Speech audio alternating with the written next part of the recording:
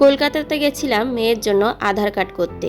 এর আগে একবার করেছি কিন্তু ক্যান্সেল হয়ে গেছে, এই জন্য এবার কলকাতাতে গিয়ে করতে হলো। কিন্তু গিয়ে অনেক ভিড়, তার জন্য অনেকটা দেরি হয়ে গেল। আর সেই জন্য আমরা ডিসিশন নিলাম যে বিকালবেলাটা ইকো পার্ক থেকে ঘুরে তারপর বাড়ি যাব, যেহেতু ইকো পার্কের পাশ দিয়েই আমরা বাড়িতে ফিরছিলাম। কথাই নেই। আর বিরিয়ানি ছাড়া আর কোনো বিরিয়ানি ভালোই লাগে না আমার।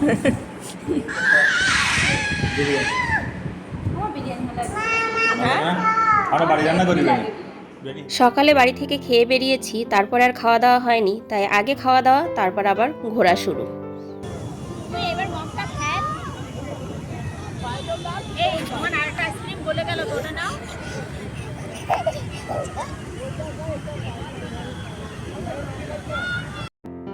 বাচ্চারা এমন খোলা পরিবেশ পেলে কতটা যে খুশি হয় আর আনন্দের সাথে খেলা করে, সে ওদেরকে না দেখলে বোঝা যায় না কখনো। সারা দিন রাত চার দেয়ালের মধ্যে বন্দি থেকে থেকে যখন কোথাও ঘুরতে যাই আর বের হই, তখন মেলোডি যে এতটা খুশি আর আনন্দ অনুভব করে, সেটা খুবই ভালো লাগে আমাদের। যাই হোক, একটা কাজ করতে গিয়ে সাথে আমাদের ঘোরাটাও হলো, এটা বাড়ি থেকে যাওয়ার আগে অনুভবই করিনি। কিন্তু ওখানে গিয়ে বিকালটা কত সুন্দর ঘুরে ফিরে তারপরে আসলাম। আর ইকো পার্কে যতবারই যাই ততবারই নতুন লাগে আর খুব ভালোও লাগে, কারণ ইকো পার্কটা অনেকটাই বড়, একবারে কখনোই ঘুরে দেখা সম্ভব নয়। আর যতবারই যাই আমরা পুরো রাত 8টায় ওখান থেকে বেরিয়ে আসি।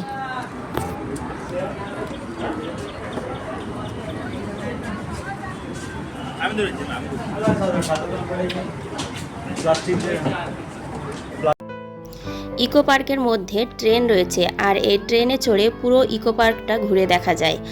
আর ট্রেনে চড়ে ঘুরে দেখলে অনেক তাড়াতাড়ি হয়, কিন্তু আমরা কখনো এই ট্রেনে চড়ে ঘুরে দেখিনি। আর ভাবছি এবার কোনো দিন গেলে ট্রেনে চড়ে পুরো ইকো পার্কটা একবার ঘুরে দেখব, কারণ এর আগে আমরা কোথাও গিয়ে মানে হেঁটে যতটা দেখা যায় সেইভাবেই দেখেছি। আর গাছপালা প্রকৃতি এতটাই সুন্দর যে হেঁটে হেঁটে দেখতেই অনেক বেশি ভালো লাগে। কোথাও গিয়ে বসে থাকতে, সেই পরিবেশটাকে উপভোগ করতে ভীষণ ভালো লাগে।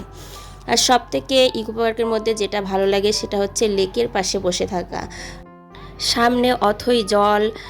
যখন আমরা সাগরে ঘুরতে যাই বা কোনো নদীর সামনে গিয়ে দাঁড়াই, সত্যি মনটা অনেক শান্ত হয়ে যায়।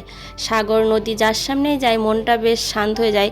যদি কখনো মন খারাপ করেও গিয়ে দাঁড়িয়ে থাকি তবুও অনেক ভালো লাগে। আমাদের বাড়ির পাশে গঙ্গা নদী আছে, আর প্রায় গঙ্গা নদীর পাশে গিয়ে আমরা দাঁড়াই, হাওয়া খাই, বেশ ভালোই লাগে। আর এই জায়গাটা সম্পূর্ণ গোছানো, সুন্দরভাবে পরিকল্পিত আর সুন্দর গাছপালা লাগানো। এই দৃশ্যটা দেখতে আরও যেন অনেক বেশি ভালো লাগে। আর সারাদিন ঘুরে সন্ধ্যাবেলা আমরা এই ইকো পার্কের লেকের পাশে এসে বসি। আর সেই যে বসি আর রাত 8টায় এখান থেকে বের হই, যখন অ্যাকচুয়ালি পার্ক বন্ধ হয় সেই টাইমে।